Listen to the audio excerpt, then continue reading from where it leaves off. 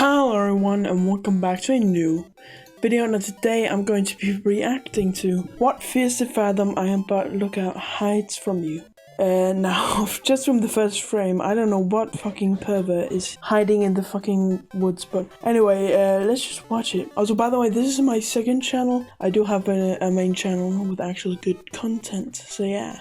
What does Fears the Fathom Ironbark lookout hide from the player behind the scenes? In the 4th episode of Fears the Fathom, our character is a park ranger who just transferred to a new post. And yes, as you may have guessed, things horrifyingly escalate for this dude. Things aren't as they seem, and with this game's dark and gritty style, there's a lot the player can't see. Like this group of friendly fellows conducting their cult rituals, or perhaps this man, using the bathroom. We have quite a bit to check out, and of course break, like zombies swarming the park, and even a way to warp to the credits. So I hope you enjoy this alternative look at this dark tale. Was that the zombie game that was on the PC in the actual Fears to Fathom? What the? As always, I usually hit you guys with a very brief recap, so everyone knows the sequence of events that take place throughout the game. With that said, starting off, we'll read that this is a story about Jack Nelson, a park ranger for a state park. Yeah, we know this shit. The screen will fade to black, loading. Can you not look in the... Try and look in the bathroom door, though. Us into the next scene. We'll stop the recap here for now, so let's go back and take a closer look at this entire sequence we just played through. If we go for an aerial view, we'll see a good amount of trees, some mountain-like terrain, and a body of water that's running alongside the road that we drive down.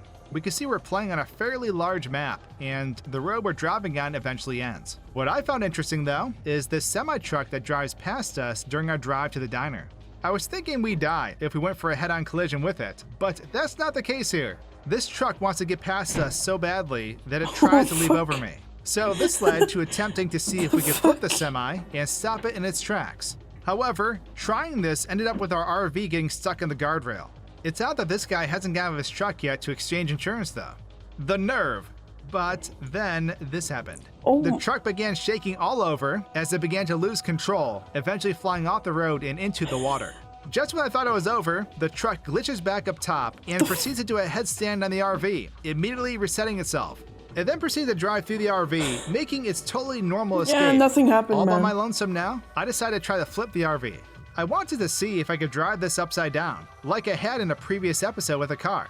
It's safe to say, though, that this bad boy is, not going anywhere while upside down. I did learn that this RV doubles as a submarine. I managed to get it down into the water, and even was able to drive down here, making for a great adventure. It was pretty cool looking overall, but there's no way of driving out of here though. So after dramatically teleporting high into the sky and plummeting back to dry land, we head into Roseburg. It comes to no surprise that all the structures within this area don't reveal much, as nothing is inside any of them, making the diner our main focus. Cheeseburger Guy's chewing is too much for me, so I don't give him much attention and immediately head inside.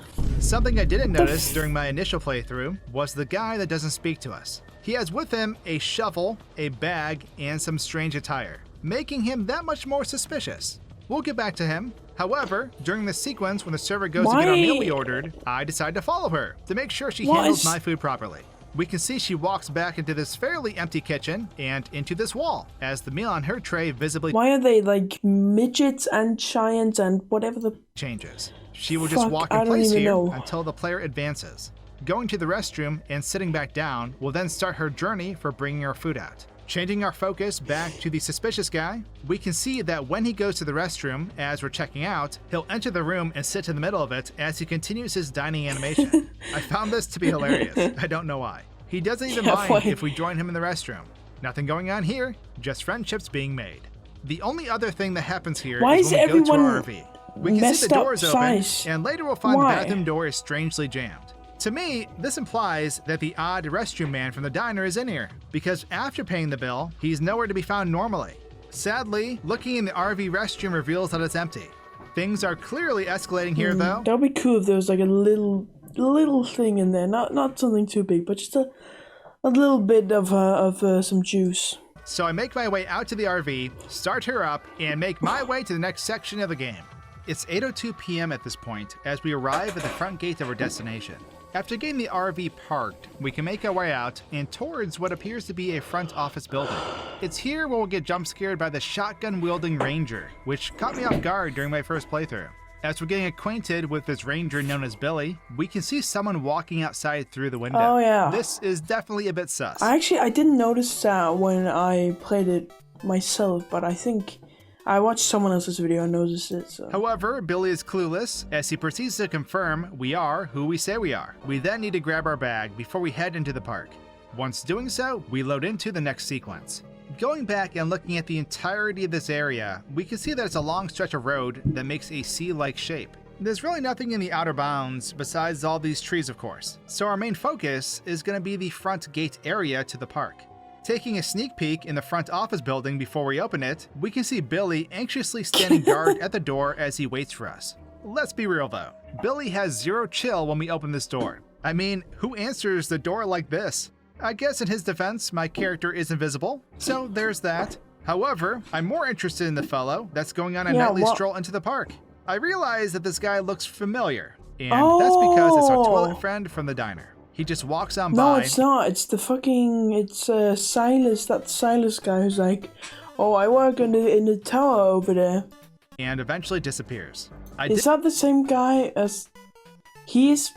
Did manage to load him Wait, so is he the same guy that was in the diner, the Silas guy? back in, which made the strange guy just stand where he had vanished. I think it's fair to say that my coworker is no longer concerned for his safety, as this creeper is now staring at us through the window. Things take an even stranger direction as I decide to invite this man into the office. It was awkward at first, but eventually we all got to know one another and had a few laughs as we hung out for a bit. Judging by his face, I'm sure he's questioning why he even came to this park in the first place. After we get settled in, we end up conversing with Connor over the radio, who is another ranger that's stationed at Tower 12. We'll be having a lot of back and forth with him over the radio. But we now need to head down and obtain some firewood. Bringing it back up, we aggressively start a fire so we can stay cozy with potential third-degree burns. Once we close up the windows and go to sleep, we'll wake up in the middle of the night because our character needs to use the restroom. After we make it rain, we'll see someone down below with a flashlight as they point it at us before turning it off. Grabbing the I also don't think I noticed that. I need to be more aware when I play horror games because I just miss so much. We look down to see a figure slowly walking away. That's the same guy, bro. As they disappear behind the trees. Our character decides to just go back to sleep though, which, okay. Don't want to lose any sleep over it, I suppose. This brings us into day 2, where we'll find ourselves sipping on some coffee as we take pictures of the scenery. Eventually, Connor will radio us about some visible smoke north of our position. This then follows with the player needing to go and investigate the smoke out north. Remember though, Billy from the previous section told us to not go too far north in the park. So, whoops. Following this trail will lead us to the next section of the game as the screen fades to black. Let's once again go back through the entirety of this area and take a closer look at it all now. Entering the park, we can see our character holding his bag and flashlight. But if we go for an aerial view, we can see the entire layout of this section. Tower 12 looks as if it hasn't been fully constructed, which makes sense, seeing as we normally never be this close to even notice. I got sidetracked and couldn't help myself, which followed with the deletion of some barriers so I could Sonic the Hedgehog my way along the water. It was entertaining to run fast like this, and it ended up leading me to this cool little waterfall that feeds into this river. There really isn't much else going on here though, so our main focus is going to be the immediate area of Tower 11. The person with a flashlight is the only occurrence that really takes place during this whole sequence. Breaking through some barriers, we can make our way down to this individual and see that it's, well, our friend from once before. So to recap, it's to my understanding that this guy stuck into our RV while at the diner and then proceeded to catch a ride with us to the park. This would explain why he can be seen creeping behind the front gate building from before.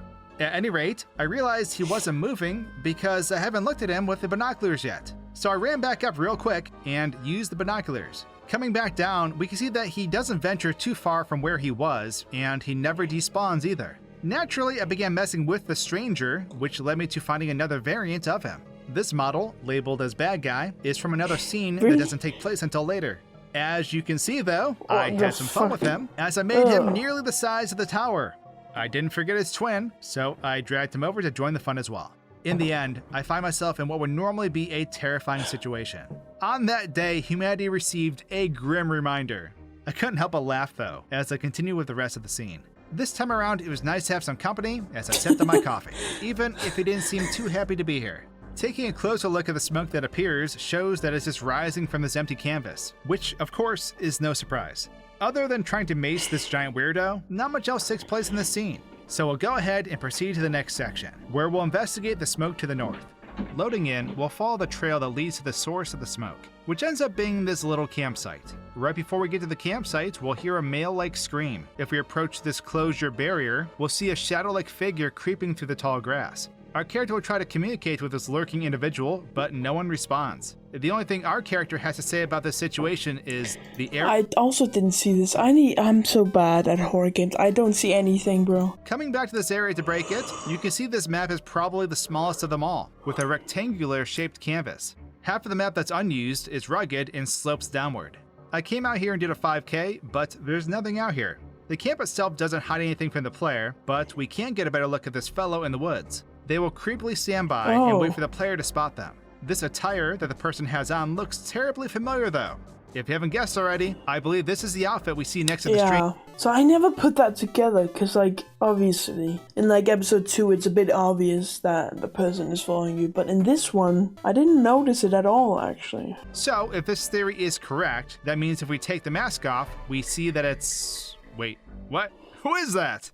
This monster of a man is too much, and I couldn't stop laughing. Once the player sees him, he crouches and walks into this tall grass, where he eventually stops and continuously walks in place. I'm still having trouble accepting this guy's makeover as I take his mask off again. He looks way too excited about this whole It must have been like an Easter egg Braille put in. cult stalking gig that he has going on, that's for sure.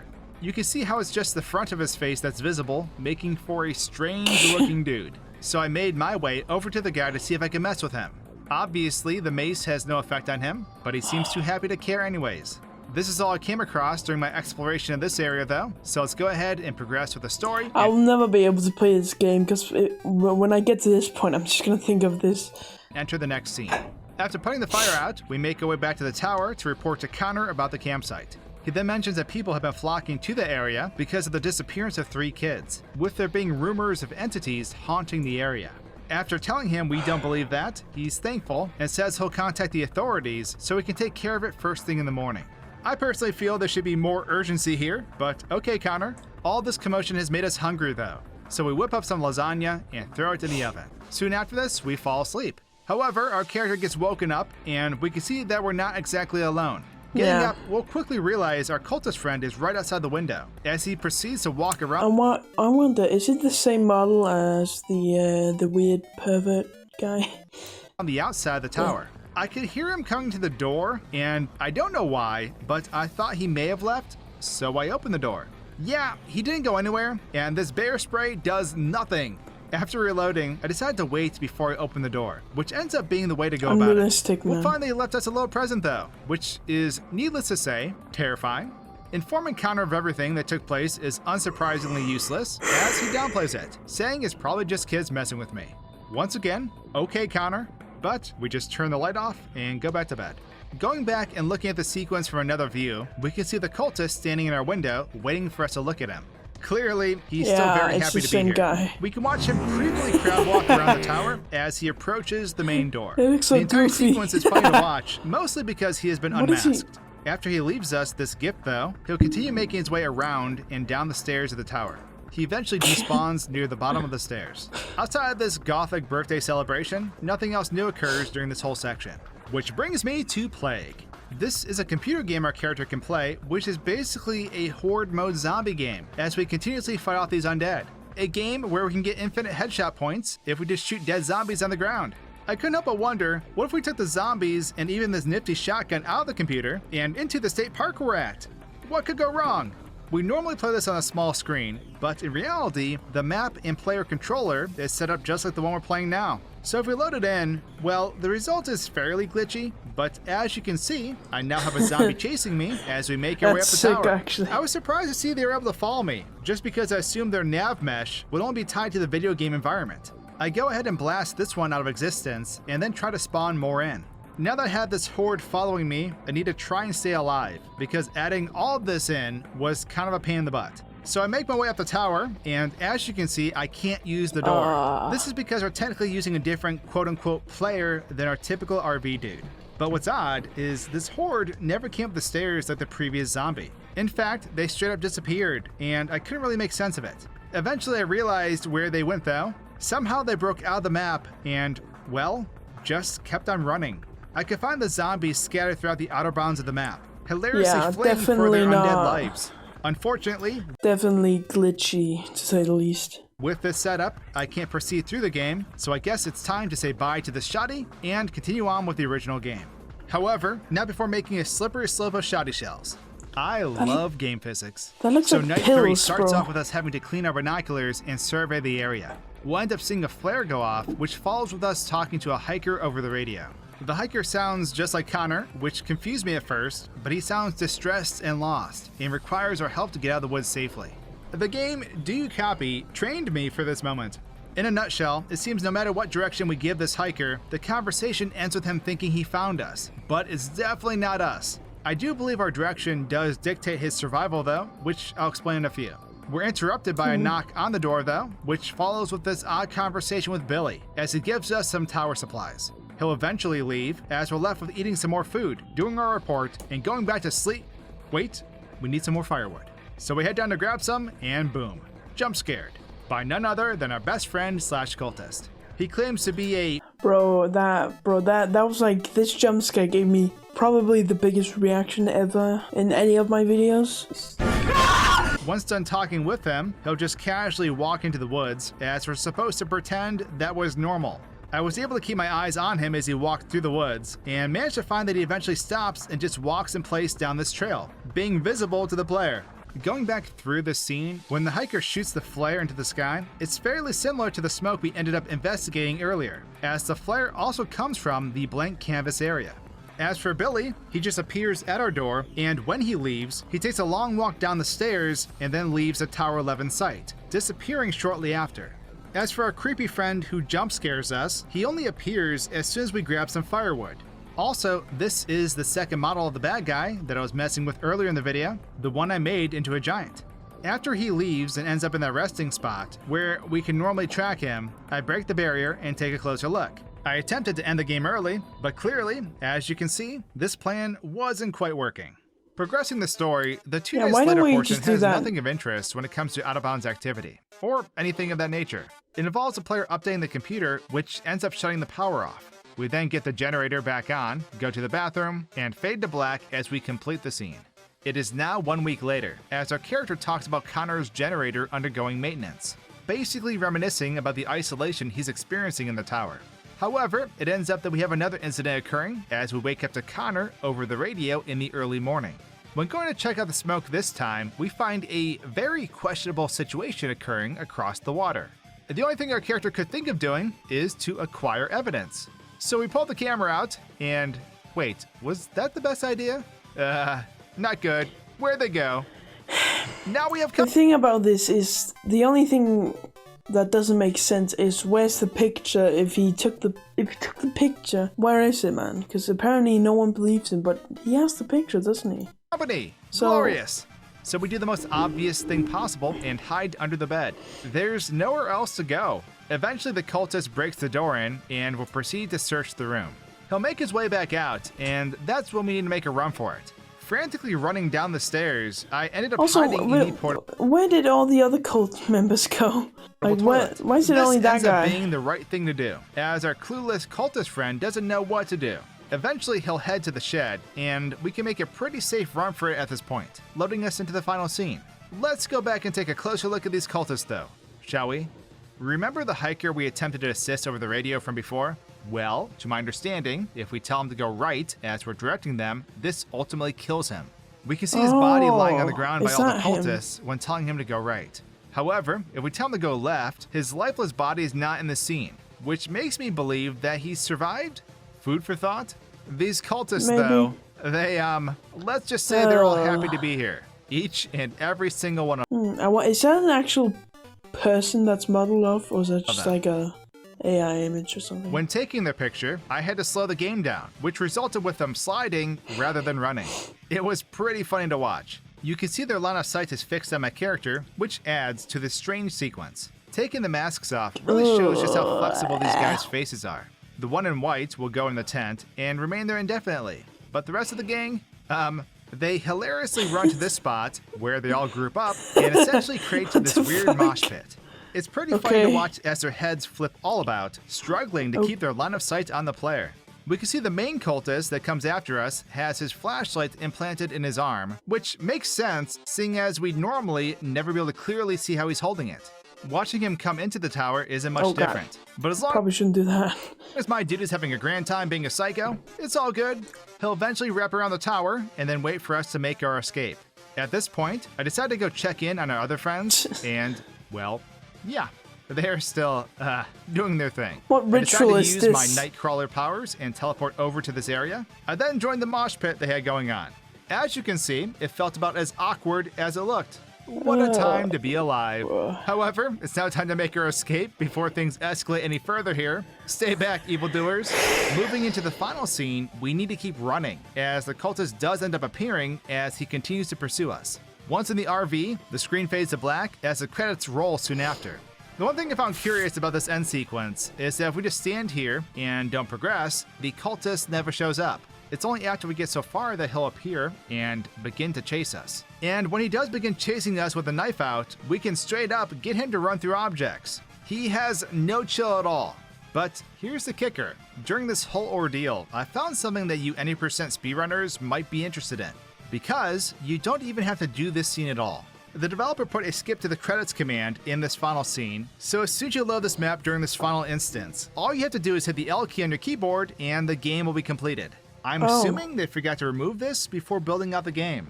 The credits scene is also pretty standard, and there's not a lot going on behind the scenes. But with that, we've come to the end of our journey in Fears of Fathom Ironbark Lookout. I hope you guys enjoyed my broken adventure. Subscribe if you did, and I'll see you in my next game break. Well, yeah, that was something. Obviously, links to this video down in the description. I doubt he needs the, I doubt he needs to shout out or whatever, but yeah, boy.